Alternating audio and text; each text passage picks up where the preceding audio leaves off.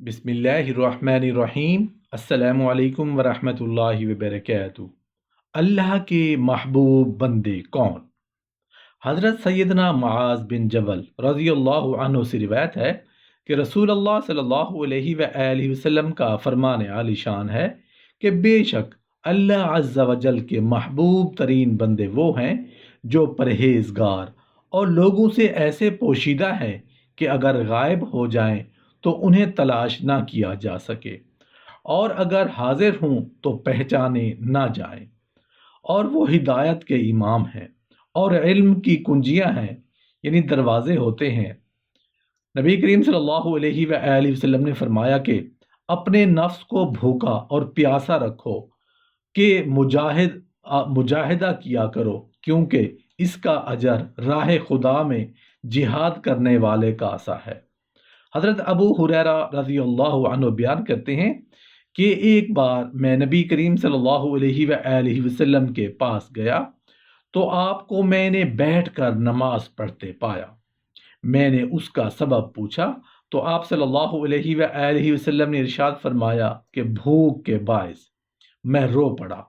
آپ صلی اللہ علیہ وآلہ وسلم نے فرمایا کہ رو نہیں، کیونکہ بھوکے رہنے والے کو قیامت کی سختی نہیں پہنچے گی، بشرطے کہ ثواب کی نیت ہو۔ روز محشر جن خوش نصیبوں کو عرش رحمان کا پرسکون سایہ نصیب ہوگا، ان میں سے وہ نادار مومن بھی ہیں جو اپنی فاقہ کشی کو اللہ کے لیے چھپائے، نہ کسی کے آگے ہاتھ پھیلائے، نہ کسی پر اپنی حالت ظاہر کرے، حتیٰ کہ لوگ اس کی ظاہری حالت کو دیکھ کر اس کو مالدار اور غنی سمجھے۔ چنانچہ رسول اللہ صلی اللہ علیہ وآلہ وسلم نے فرمایا، فاقہ کش، نادار اور بھوکے لوگ جو اسی فاقہ کشی کے زمانے میں مر گئے، جو مجلس سے غائب رہیں تو انہیں غیر حاضر نہ سمجھا جائے، یعنی انہیں کوئی اہمیت ہی نہ دی جائے، اور کوئی ان کے بارے میں پوچھنے کی زحمت گوارا نہ کرے، اور جب حاضر رہیں تو پہچانے بھی نہ جائیں۔ دنیا میں روپوش اور پوشیدہ ہی رہیں، لیکن آسمانوں میں ان کی عبادت اور پرہیزگاری کے چرچے رہیں۔ اسی وجہ سے وہ مشہور ہوں۔ ان سے اور ان کے حالات سے واقف شخص انہیں دیکھے تو بیمار سمجھے، حالانکہ انہیں خوف الہی کے علاوہ کوئی بیماری نہیں ہوتی۔ ایسے لوگ قیامت کے روز عرش الہی کے سایہ میں ہوں گے، جس دن اس کے سایہ کے علاوہ اور کوئی سایہ نہیں ہوگا۔ نبی کریم صلی اللہ علیہ وآلہ وسلم نے فرمایا کہ اللہ تعالیٰ کے نزدیک سب سے زیادہ مبغوض وہ شخص ہے جو خوب کھاتا پیتا اور سویا رہتا ہے۔ اور نبی کریم صلی اللہ علیہ وآلہ وسلم نے فرمایا، دن میں 2 بار کھانا اسراف ہے، اور اللہ تعالیٰ اسراف کرنے والے سے محبت نہیں رکھتا۔ اس کو بحیقی نے روایت کیا ہے۔ نبی کریم صلی اللہ علیہ وآلہ وسلم نے فرمایا کہ عن قریب میری امت میں ایسے لوگ ہوں گے جو رنگ برنگ کے کھانے کھائیں گے اور طرح طرح کی چیزیں پیا کریں گے اور قسم قسم کے کپڑے پہنیں گے اور خوب باتیں بنائیں گے۔ وہ میری امت کے نہایت برے لوگ ہوں گے۔ اس کو طبرانی نے روایت کیا ہے۔ نبی کریم صلی اللہ علیہ وآلہ وسلم نے فرمایا، دنیا میں بھوکے رہنے والے ہی آخرت میں سیر ہوں گے۔ اور نبی کریم صلی اللہ علیہ وآلہ وسلم نے فرمایا کہ دنیا میں سب سے زیادہ شکم سیر ہونے والے آخرت میں سب سے زیادہ دیر تک بھوکے رہیں گے۔ اس کو ابن ماجہ نے روایت کیا ہے۔ امام غزالی رحمۃ اللہ علیہ نے احیاء العلوم میں لکھا ہے کہ شکم سیر ہو جانے کے بعد بھی کھائے جانا برص کی بیماری کا باعث بنتا ہے۔ حضرت یحییٰ بن زکریا علیہ السلام نے شیطان سے کہا کہ تجھے میری طرف سے کچھ حصہ ملا ہے؟ اس نے کہا، ہاں، میں نے ایک شب کھانے کو آپ کے لیے عمدہ بنا دیا تھا۔ آپ نے خوب سیر ہو کر کھایا اور اپنے معمول اور وظائف سے پہلے ہی سو گئے۔ آپ نے کہا، خدا کی قسم، اب سے کبھی میں شکم سیر ہو کر نہیں کھاؤں گا۔ شیطان نے کہا، خدا کی قسم، میں بھی کبھی کسی کی خیر خواہی نہیں کروں گا۔ حضرت ابو سلیمان درانی رحمۃ اللہ علیہ کا قول ہے کہ رات کے کھانے سے ایک لقمہ چھوڑ دینا مجھے قیام اللیل سے زیادہ محبوب ہے۔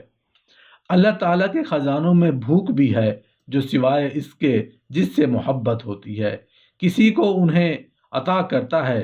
پھر فرمایا کہ دنیا کی کنجی شکم سیری ہے اور آخرت کی کنجی بھوک ہے۔ حضرت سہیل رحمۃ اللہ علیہ کا قول ہے کہ میں طالب آخرت کے لیے شکم سیری سے زیادہ کسی چیز کو مضر نہیں سمجھتا ہوں۔ حضرت عبد الواحد بن زید نے کہا ہے کہ خدا کی قسم بھوک ہی کی بدولت لوگ بطور کرامت پانی پر چلے ہیں اور بھوک ہی کی بدولت ان کے لیے زمین کے فاصلوں کو لپیٹا اور محدود کیا گیا ہے۔ حضرت بایزید بستامی رحمۃ اللہ علیہ سے دریافت کیا گیا کہ آپ کو یہ مرتبہ کیسے حاصل ہوا؟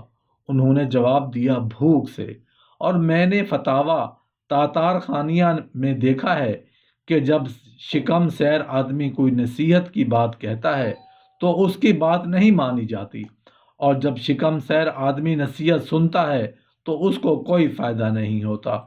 حضرت سیدنا فضالہ بن عبید رضی اللہ عنہ سے روایت ہے کہ حضرت سیدنا داؤد علیہ السلام نے بارگاہ رب العزت میں اپنے محبوب بندوں کے بارے میں خبر دے کہ میں ان سے تیری خاطر محبت کروں۔ اللہ عز و جل نے ارشاد فرمایا، بادشاہ جو لوگوں پر رحم کرتا ہے اور لوگوں کے حق میں اس طرح فیصلے کرے کہ جیسے اپنے حق میں فیصلہ کرتا ہے، وہ شخص جسے اللہ عز و جل نے مال دیا تو وہ اس کو اللہ عز و جل کی رضا کے حصول اور اللہ عز و جل کی اطاعت میں خرچ کرے۔ وہ شخص جس نے اپنی جوانی اور طاقت کو اللہ عز و جل کی عیادت میں فنا کر دیا۔